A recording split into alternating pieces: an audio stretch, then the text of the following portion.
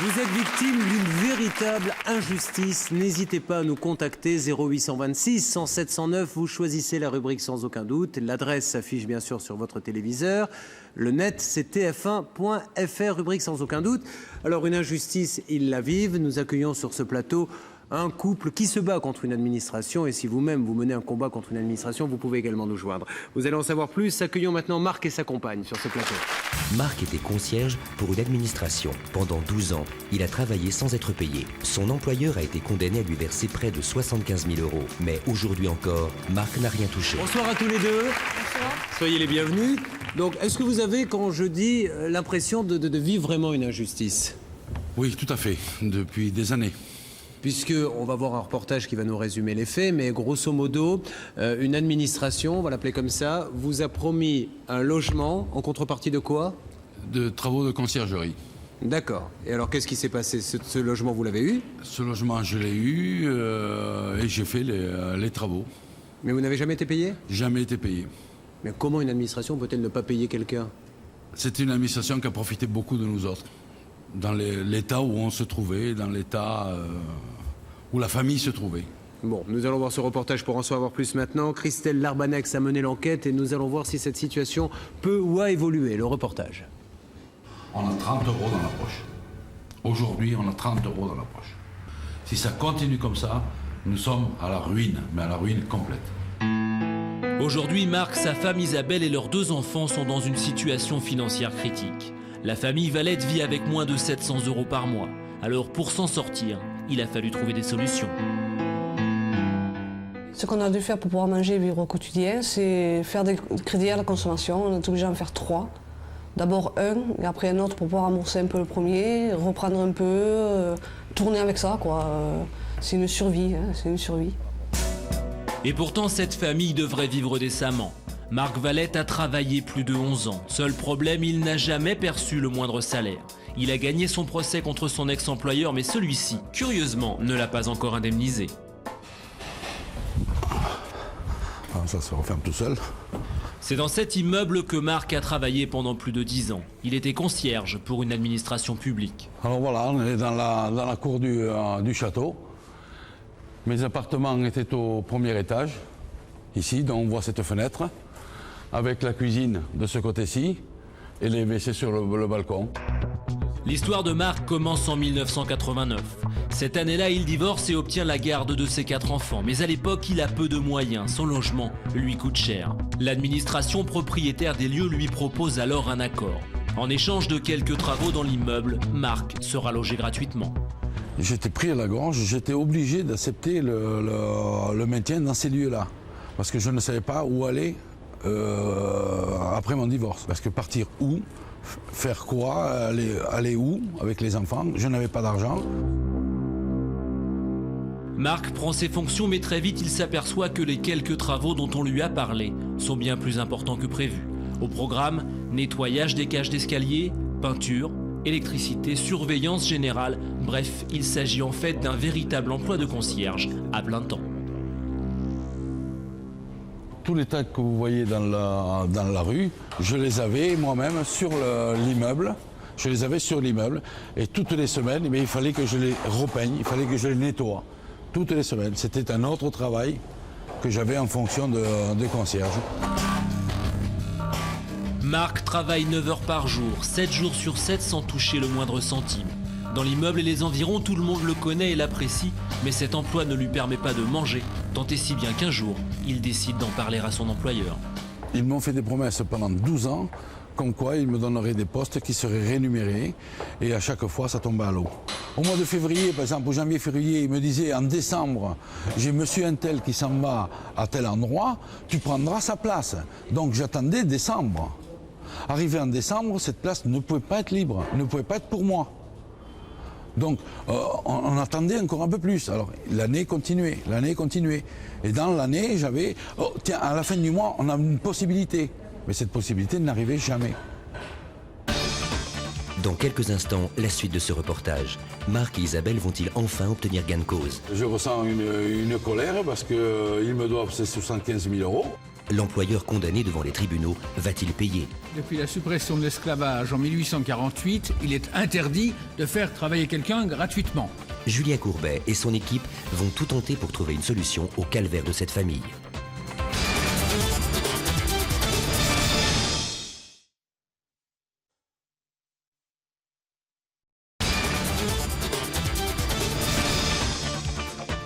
Il y a quelques instants, Marc et Isabelle sont venus sur le plateau de Sans aucun doute pour nous parler de leurs problèmes.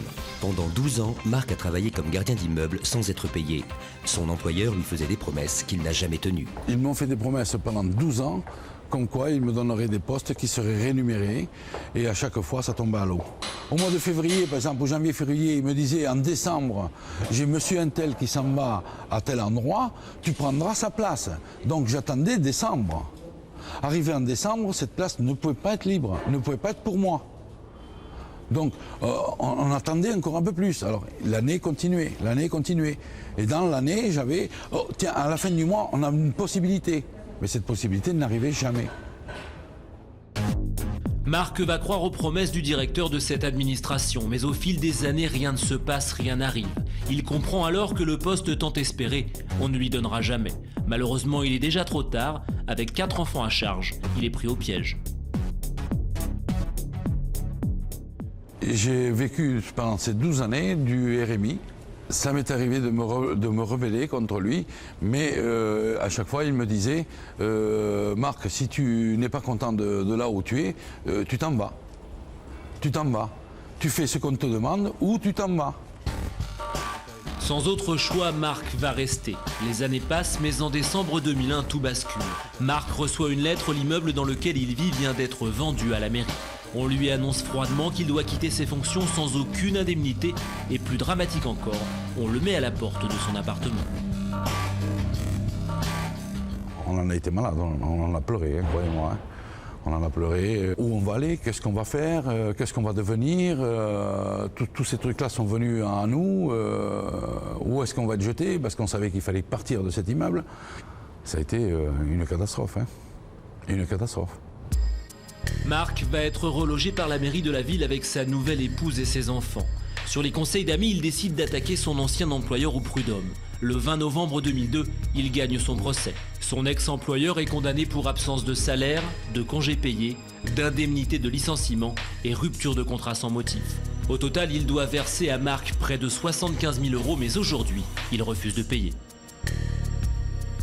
Eh bien, je ressens une colère parce qu'ils me doivent ces 75 000 € et que je n'arrive pas à me faire régler, même par l'intermédiaire de mon avocat, je n'arrive pas à me faire régler, ils ne veulent pas et ma situation financière, elle est à zéro.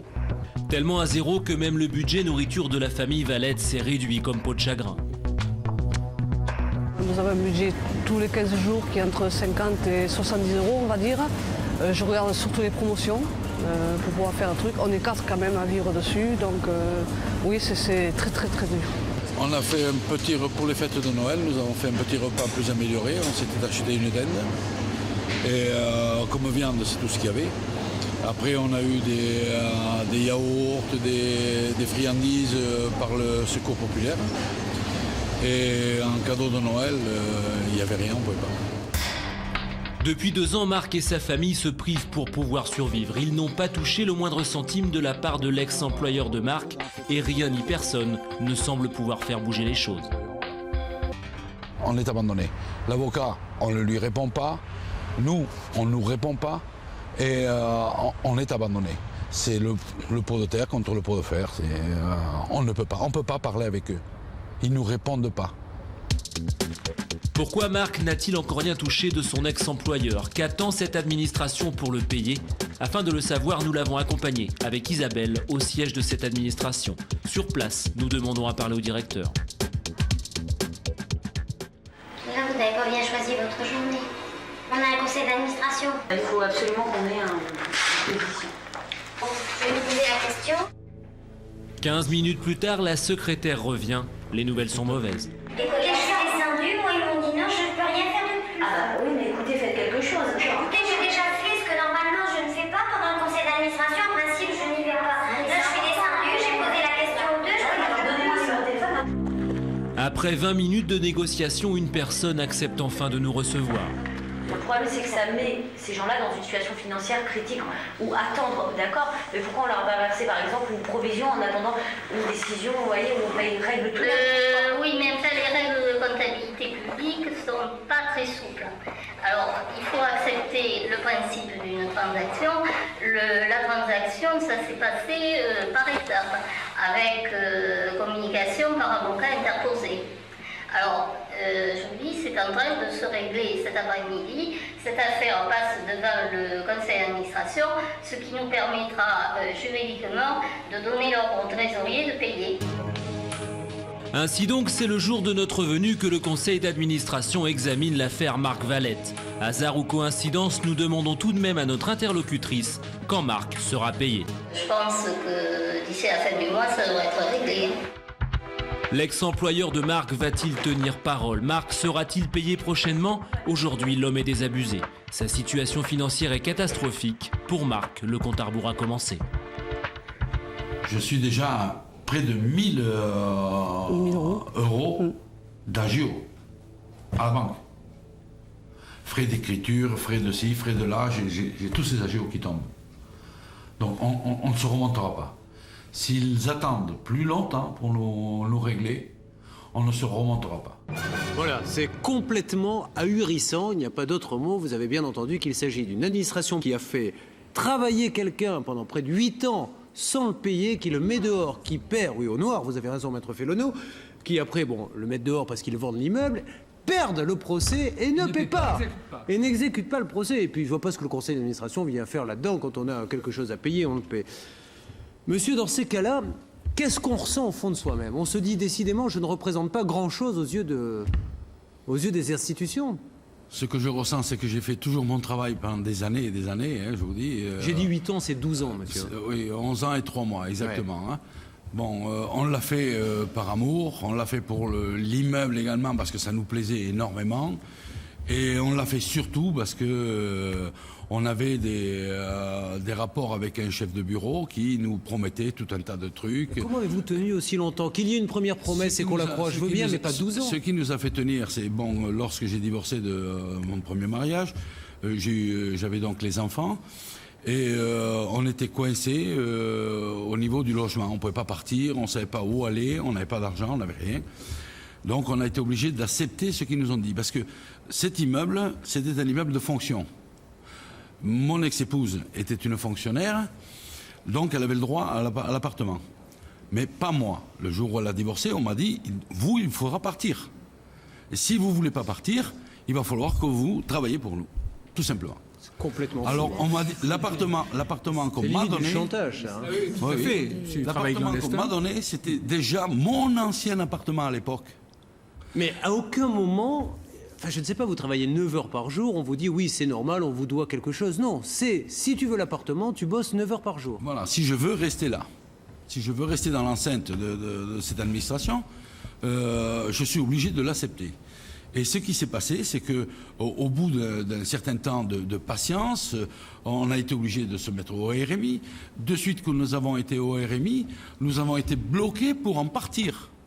Parce que si on partait de là... Avec le RMI, vous ne pouviez pas on retrouver. ne pouvait plus aller nulle part. Bien sûr, c'est un cercle vicieux. Est-ce que vous avez eu certains soirs, madame, où vous êtes demandé, j'ai noté que vous viviez avec 700 € par mois, ce que vous alliez donner à manger à votre famille? Souvent, je me suis demandé, poser la question, qu'est-ce qu'on va faire, comment on va faire. Quel âge ont les enfants? Alors, il nous en reste 2, un 17 ans et 9 ans. Ouais. Et ils arrivaient à comprendre cette situation ou... Le plus petit. Le plus petit, c'est lui qui comprend le mieux. Le grand, lui, c'est un adolescent et lui voudrait avoir... comme les autres? Comme les autres. Voilà. Le petit comprend, dit, ça viendra plus tard. S'il n'y avait pas eu cette vente d'appartement, combien de temps auriez-vous pu tenir encore comme ça? Oui, je pense que ça aurait été encore une erreur, on aurait tenu encore longtemps. Vous avez l'impression que ces 12 ans de votre vie, c'est quand même 12 ans qu'on vous a un petit peu volé quelque part? Oui, parce que bon, la chose qui me fait le plus mal à l'heure actuelle, c'est que il y a eu un chef de bureau qui était sous le directeur, bien entendu, et qui était devenu un ami. Et on avait confiance en lui, on avait confiance parce que il nous a promis pas mal de choses. Je vous dis, à la ferme là-bas, ils vont partir en fin d'année. Et vous, madame, qui était aux côtés donc, de ce monsieur, hein, quand vous le voyez travailler 9 heures par jour sans rien gagner, sans rien toucher, est-ce que vous l'avez vu des fois abattu, prêt à renoncer? Abattu, oui, mais c'est-à-dire qu'il lui avait plaisir par rapport à cette personne-là. Je veux dire, on a toujours tenu, bon, d'abord une fois pour les enfants aussi. Et lui, c'était un plaisir que de rendre ce service, de tenir cet immeuble propre. Ouais. Alors avant d'aller plus loin, Maître Michel, est-ce que là on peut dire... Alors déjà, première question, comme ça, est-ce qu'on a le droit de dire un appartement contre un boulot? Ça existe, ça? Vous savez, depuis la suppression de l'esclavage en 1848, il est interdit de faire travailler quelqu'un gratuitement. Alors, il y a certaines professions, comme les concierges, dont une partie du salaire peut être représentée par l'avantage en nature, mais une partie seulement, et certainement pas en contrepartie de 10 heures de travail. Et ce qu'il y a de scandaleux, c'est que le Conseil des prud'hommes, effectivement, a reconnu que monsieur travaillait et qu'il devait avoir un salaire, mais comme la prescription des salaires est de 5 ans, il a travaillé 7 ans pour rien qu'on ne lui payera jamais. Ça, c'est honteux. Alors, deuxième question, est-ce que là, oui, donc on est dans l'illégalité la plus totale, mais quand quelqu'un me doit de l'argent et qu'il ne me le donne pas s'il est insolvable, je ne peux pas le récupérer. Mais là, l'administration, quand elle perd son procès, elle doit payer tout de suite. Elle a forcément de l'argent, l'administration. Déjà, c'est un jugement du Conseil des prud'hommes. C'est-à-dire, combien même ils auraient fait appel, tout ce qui est salaire, ce qui est congé payé, ce qui est indemnité de licenciement, c'est payable tout de suite. Et je trouve que c'est pas seulement pendant les 12 ans, pendant les 2 ans de procédure, monsieur a fait preuve de beaucoup de patience. Alors, monsieur, avant que notre journaliste Christelle Larbanex ne vienne vous voir, où en étiez-vous dans cette procédure? Rien avancé? Rien avancé. Même notre conseiller, notre avocat, leur a fait des lettres, des propositions. Rien. Une seule fois, pour nous faire rire, ils nous ont dit, voilà, si vous voulez 20 000 francs, on vous les donne tout de suite. Une autre fois, on m'a dit, si vous voulez, on vous paye 2 ans. Et puis, bon, c'est fini. C'était à la deuxième fois. Donc, Christelle Larbanex est venue avec vous, a été voir ce directeur. On l'a vu dans ce reportage. Et depuis, les choses, comme par hasard, ont bien bougé. Qu'est-ce que vous êtes venu nous annoncer ce soir, monsieur? Alors moi, ce que je vous ai annoncé, c'est que dès que Christelle a fait son petit reportage et a donné sa carte de journaliste à la personne que nous avons vue en caméra cachée, dans l'heure qui a suivi, tout le monde a été au courant, y compris bien sûr l'avocat adverse. De la société a été au courant, et de suite on nous a dit mais il fallait pas du tout faire ça, c'était pas la peine d'aller le chanter sur les toits. Pourquoi vous les avez dérangés? Nous étions en train autre chose à faire. de vous chance. Alors la proposition a été qu'on vous donne 50 000 €. Tout de suite? Bon, tout de suite. Moi, j'ai dit 50 000 €, je ne me baisserai pas pour les ramasser. Parce que, au point où on en est, à la maladresse qu'on en est, je ne marche pas. Alors, ils ont monté de 5 en 5.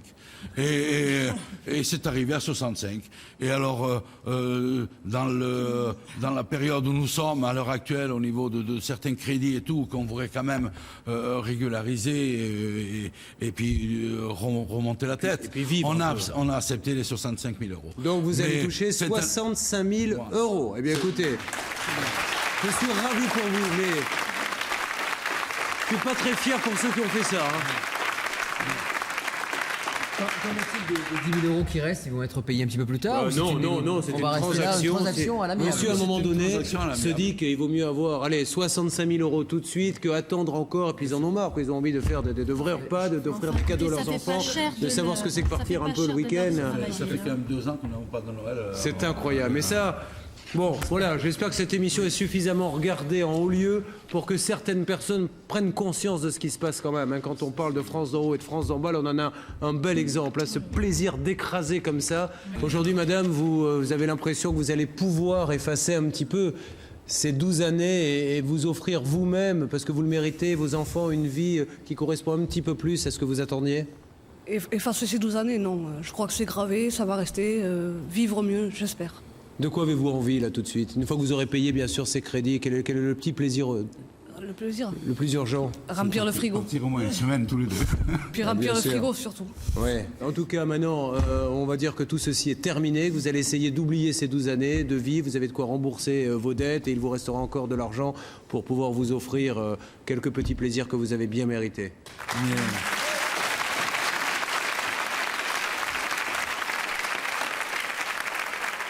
S'il n'y avait pas eu, sans aucun doute là-bas, je crois qu'ils n'auraient jamais bougé. Oh, ils auraient peut-être fini, Non. ils n'auraient pas bougé. Ça aurait pris peut-être un peu plus de temps en tout cas. Ils ne répondaient pas. Mais en tout cas, je suis ravi Ils ne pour vous, vous ne pouvez répondaient pas pas. savoir à quel point vous justifiez toute cette émission, la 10 années d'émission, rien qu'avec vous.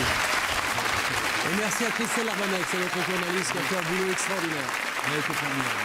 Allez, bon retour, amusez-vous bien. Auparavant, Nathalie, si j'ai un problème avec une administration, est-ce que je dois m'y prendre de la même façon qu'avec un particulier ou une entreprise? Je ne vois pas pourquoi il y aurait une loi spéciale. Il y a simplement dans la comptabilité, quand il s'agit d'une collectivité locale, qu'on ne peut pas utiliser les mêmes voies d'exécution, on ne peut pas recourir à un huissier de façon classique. Mais là, c'est la même chose, ils sont tous logés à la même enseigne, privée ou publique. C'est, je dois, quand je suis condamné, payer, et je risque une saisie de mes comptes, une saisie mobilière, tout ce que vous pouvez vous risquer si vous avez un jour une dette que vous refusez de payer.